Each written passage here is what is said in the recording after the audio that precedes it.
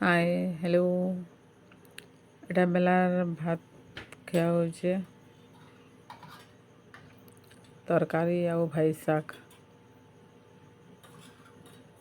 ତାପରେ ଏଇଟା ପାସ୍ତା 4 बजे।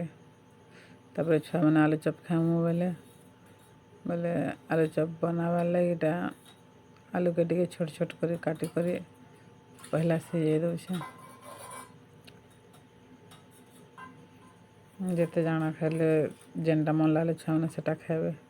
ପାସ୍ତା ଖାଇ ସାରିଲା ପରେ ହେଲେ ଆଲୁ ଚପ୍ ଖାଇମୁ ବୋଲେ କିଛି ତ ନେଇଥିବେ ବୋଲେ ଖାଲି ଆଲୁକେ ଏକା ସିଝେଇ ଦେଇକରି ବନେଇଦେମି। ଚନାଚୁନି ତ କିଛି ନେଇ ବୁତରେ ଆରୁ ମୁଗଫଲି ମଞ୍ଜି ଟିକେ ଦେଇକରି ସାଧା ହେନ୍ତା ଟିକେ ଆଲୁକେ ଟିକେ ଭାଜି ଦେଇକରି ବନେଇଦେମି।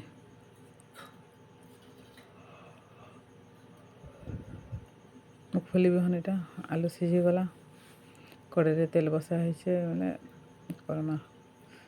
ଚିକେନ୍ ମସଲା ଟିକେ ଦେଇକରି ଆଲୁକେ ପାକ୍ କରାହେବା। ମୁଗଫଲି ବିହନକେ ଟିକେ ପହଲା ଭାଜି ଭୁଜା ଦେଇକରି ତାର୍ ସାଙ୍ଗେ ଏଇଟା ମିରସିଙ୍ଗା ପତର ଟିକେ ଲଗେଇ ଦେଇକରି ମୁଗଫଲିକେ ପହଲା ଟିକେ ଭାଜି ଦେଇକରି ତାପରେ ଏଥି ମସଲା ମସଲି ଟିକେ ଦେଇକରି ଆଲୁ ଉଲାକେ ସବୁ ଲଗେଇଦେମି।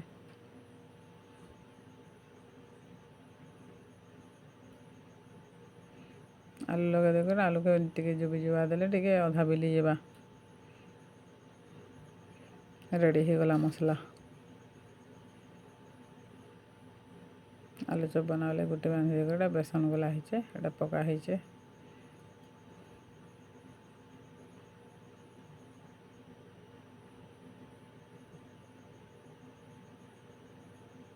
ଆଲୁ ଚପ୍ ରେଡ଼ି ହେଇଗଲା। ତାର୍ ସାଙ୍ଗେ ଅଛେ ଏଇଟା ଚଟନି ଗୋଟେ, ପୁଦିନା ଚଟନି ଗୋଟେ, ଟମାଟୋ ଚଟନି ଗୋଟେ।